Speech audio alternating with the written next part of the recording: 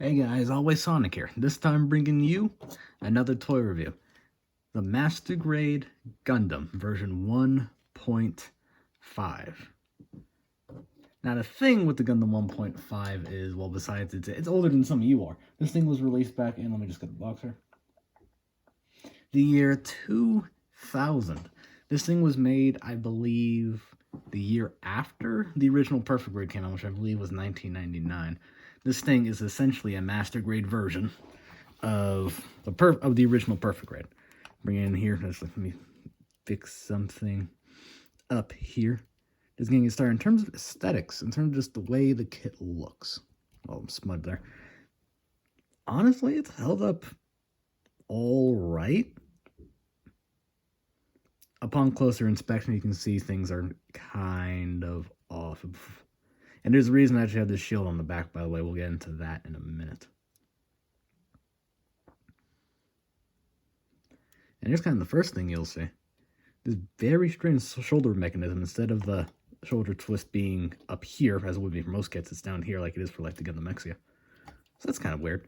Got a seam going down the middle, but bring it in closer so you guys can actually see.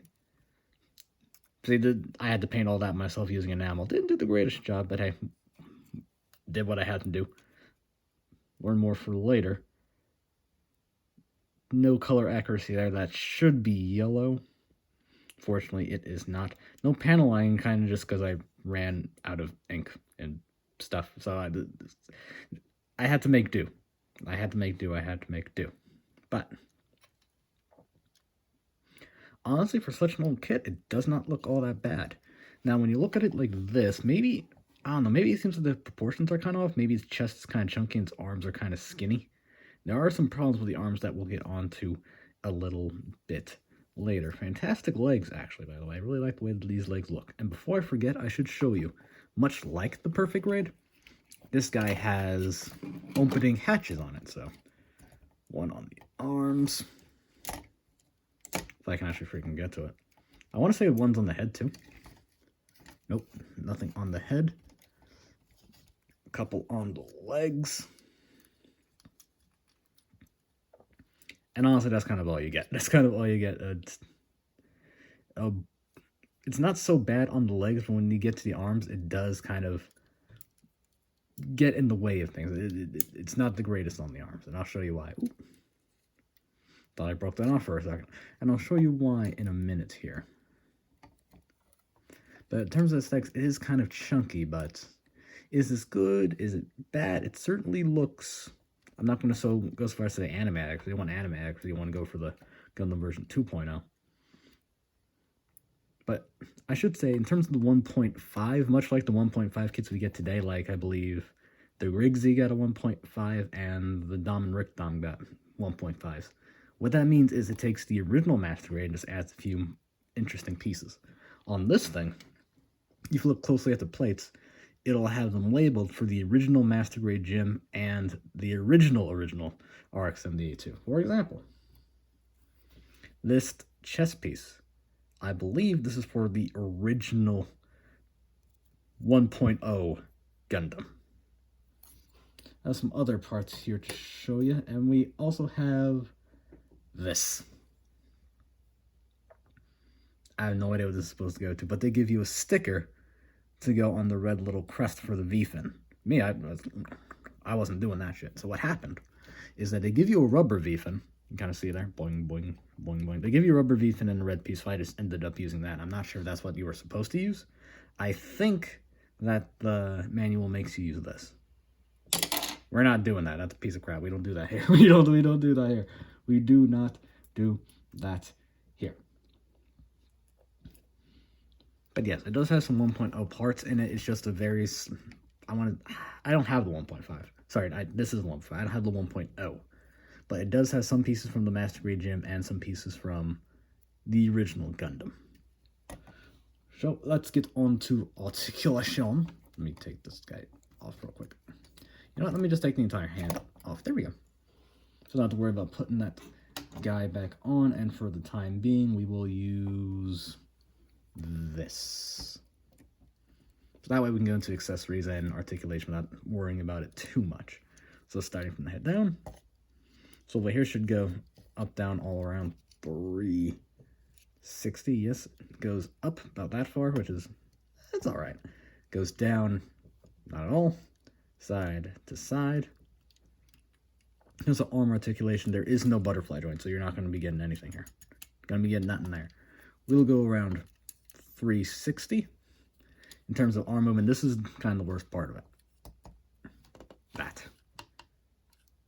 That is all you get from the arm. The straight 90-degree bend, and it gets done what it needs to get done, admittedly, but that's, I mean, this is a Gundam from the year 2000, so you have to manage your expectations a little bit, you know what I mean? But like I said, go 360, 90-degree bend. There's nothing going on in the waist. This guy does have a core fighter. We will look at that in a minute. Matter of fact, there you go, core block. And as you saw, it's not exactly held in there all that great. Well, the core block in there is just fine, but the chest on the core block, not exactly great. So you can't... Actually, that's another thing I should get into. This thing is actually pretty rock solid. And it's surprisingly light, all things considered. Shake it, rattle it, roll it. Not so bad. In terms of legs, I have to say, these legs, actually, let me talk about this, by the way. The legs are made in the same way as the advanced MS joint that you find on a real grade. So the leg frame is all in one piece that can move around and bend on its own, that you cut out of a tree, and you put all the pieces around it. Unfortunately, I can't really show you, but you just have to take my word for it. So it goes out about that far, exactly what you'd expect. Goes, did I get anything out of this? No. Butt flap does not move at all. No premium butt flaps here. And you get a 180-degree bend? 145? That's all you get from the legs, which is still pretty good considering the age of this kit, so not so bad, not so bad. In terms of ankles, let's talk a little bit about the ankle right there. Go around like that. Practical movement test. Also, as you can see, this kit's actually pretty well balanced, all things considered. So it can go that way, or it can go about that far, which isn't great. Not great, admittedly. And also, in terms of hip rotation, that's all you're getting. Again, it's as much as you need to get the job done, but this isn't much of a poser, because this is more of a sit on a shelf and look cool kind of a kit. But now we kind of get into the real where's my, there we go. I wanted to get the other thruster out the way. But now we get into kind of the real meat and potatoes of this kit. What makes this kit what I think good or worth buying is, A, it's cheap. I picked this guy up for what, $43 on Amazon? So it does pretty well. I picked it up for about $43. Pretty good even for a master grade this age. And I'm pretty happy with what I bought for the most part. But the real meat and potatoes is the accessories, of which this guy has a metric butt. So first, let's do the shield, because that's kind of the most disappointing one. This thing, the shield. The shield itself is actually quite nice. Pretty well detailed. I wish I had the ink to actually, you know, go into panel line, all that. But here's kind of the issue.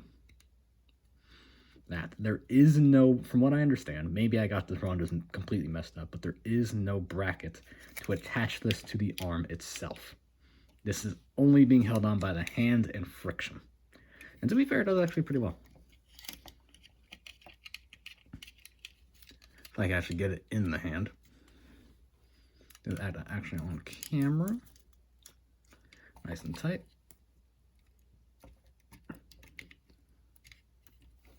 Come on in.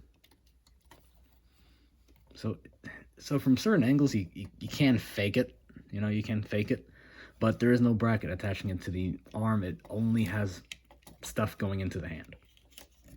And even when you check on the pictures on the box, there's only one picture that actually has this thing using the shield. That's not on the back. And I think that's to facilitate this really kind of trash opening gimmick. So not really worth, in my opinion. Why am I getting a wiggle? Well, there you go, it can wiggle. Also, the arm and elbow construction is kind of garbage. It was not fun. It was not fun to do. It was not fun to do. So shield, there we go. Shield, all this is color separate. You get a little, don't know if you can see it, but you get a little clear part for that. I don't think, nope. There's no slide for it. Some kits come with slides. But that's the shield. It's pretty good shield. Decent weight. Not too big, not too small, but there's no bracket to attach it to the arm, so it's going to be spending most of the time, I think, on the back. Next is the bazooka. The bazooka is probably the one thing that surprised me the most. Not because, well, it's all in the wrong color. The barrel should be white, and then the magazine and these little brackets around it should all be gray. But what surprised me most about this is that when I bought the Gundam Verka, the RX-78 Verka, it could not hold a bazooka for crap. I tried it. It can't hold it. It was a piece of crap. Basically couldn't use it. So I was expecting exactly the same for this, but this actually can't hold it. Let me see if I can... And the thing is, this has less articulation in the arm than the Verka did. Yeah. Holds it just fine. Pretty easily. Now the handle doesn't... Oops.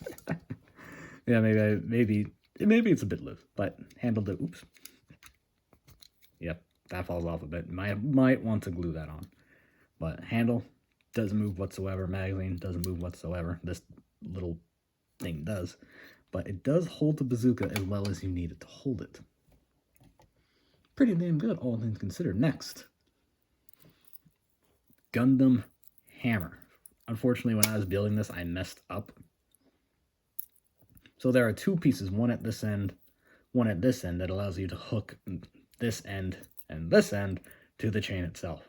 I lost those pieces, so I had to make do by basically making a very... Yeah, you see that? I had to cut that with my nippers and slide it in there, and slide this thing in there that way. Same thing on this side. I haven't really had a real chance to use it. I mean, it's a ball and chain Gundam. Can't really do a whole lot with that, but I don't know. Let's see.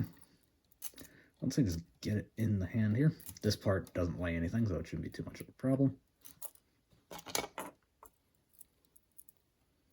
And if I want to do it like this,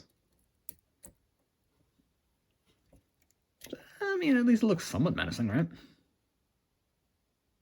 Yeah, I've never been a big fan of the Gundam hammer, but it's nice that they actually include it, right?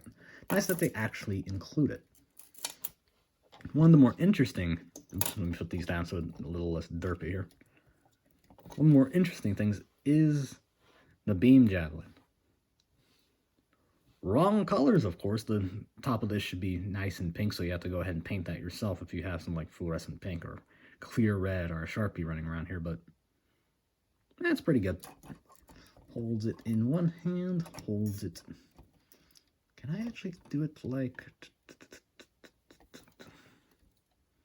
So actually holds it a bit like a spear.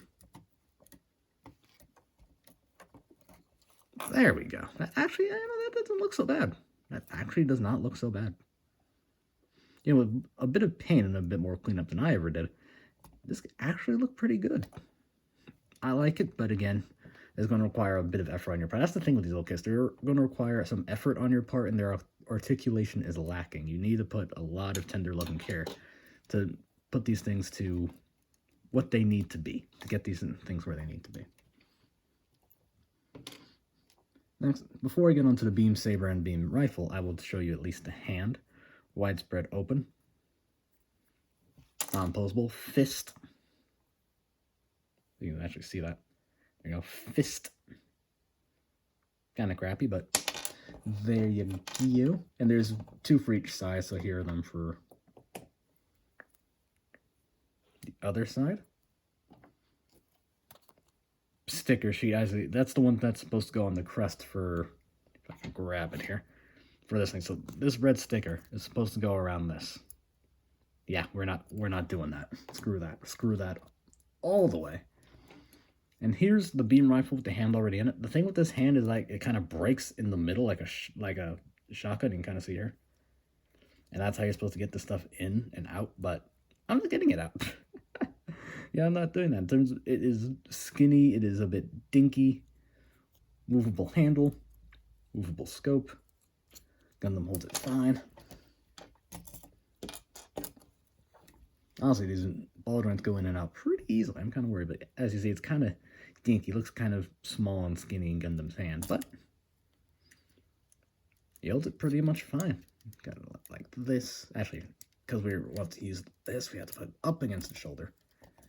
That up like that. Now, problem with not having a butterfly joint is doing a pose like this is actually kind of hard. So I need to turn the arm like this.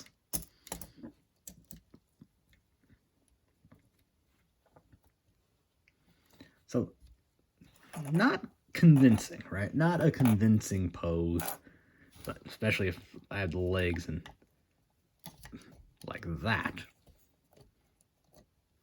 So not the most convincing pose, but hey, there you go. Beam rifle, it's a beam rifle. Does the job, does what it needs to do. It's probably one of the worst Gundam beam rifles, but beam rifle is pretty simple. So there you go. Next are the beam sabers. This just pops out, no huss, no fuss. And you get a pretty dinky, short little beam. Unfortunately, I don't have much to compare it to, right? Goes in the hand, like so, weighs nothing. And there you go. Beam saber. Does the job as a beam saber. You've seen them all before. And it does come with a core fighter. Unfortunately, core fighter is in the wrong colors here. It's missing a little bit of gray on the front, in these front air intakes. Missing, I think that's a bit of white. That's supposed to be on the tail, but it does transform. It does transform. I have the landing gear in there now. Don't really want to take them off. But yes, you can put this in the chest if you want to. It'll work just fine.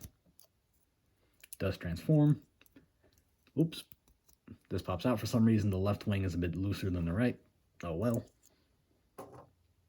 Now, in terms of comparisons, I don't have many. I don't have any other RX-78 to compare it to. I sold my Verka years ago as a part of a commission. Actually, not even a commission. I just painted it in, and I had the intention of selling it from the beginning. So I don't have that to compare it to, I'm afraid. But I do have something a bit more modern. The Master Grade Gundam Age 1 Normal. Of course, the problem with normal is it has some loose parts, especially in the skirt armor and a bit in the shoulder because of its wear system. But put them side by side, you can kind of see what's going on. Gundam, chunkier, especially around the chest and the waist, of course, mainly because it's a 70s design, late 70s design, and there's a core fighter in there. This one much slimmer, much sleeker, much better articulation all around, much better detailed. And there's a lot less work that has to go into it to make this up to par. And I still have to paint a little bit of this. But there you go. That's kind of what you're expecting. It's about the same height. 18 meters or 18 centimeters. And there you go. Master Grade Gundam version 1.5. What do I have to say about this? Do I recommend that people do what they have to get their hands on it? As much as I like the kit, and I do like the kit, the answer to that question is no. Not because it's a bad kit in and of itself, but because there are so many better options. When you're dealing with Master Grade RX-78-2s, my belief is that you're dealing with proportions and aesthetics, and you're kind of picking between them. Do you want something like the Gundam 1 Year War, which is very similar to this? It's very similar in the way it's got a lot more surface detail for one, bit better proportions, but that leg mechanism with the whole real grade leg frame, exactly the same. Colors are different, weird, and it all depends, right? Do you want the anime accuracy of the version 2.0? Do you want the realism of 3.0? Do you want the middle ground of the 1 Year War? Do you want the uniqueness of the Verka? Or do you just want the stuff that comes with this? And again, this is kind of like a Master Grade version of the Perfect Grade, so if you really liked the original Perfect Grade, well, this is a perfect kit to get. It's all just a matter of which version of RX-78's proportions and look do you prefer. But in my opinion, there's so many better versions of the Verka just running around that you're better off, if you want something like this, you're better off getting the version 1 Year War, or in animation colors. You're better off getting the version 2.0. You're better off. I wouldn't say the Verka, this has a couple of advantages over the Verka, but I would still more originally recommend the Verka over this. It's a good kit, but this has been killed years ago. I'm just going to keep it real with you. There are just other better things to get at this point. But if you want it and you can find it for a good price, pick it up. I picked it up on Amazon for $43 around Christmas.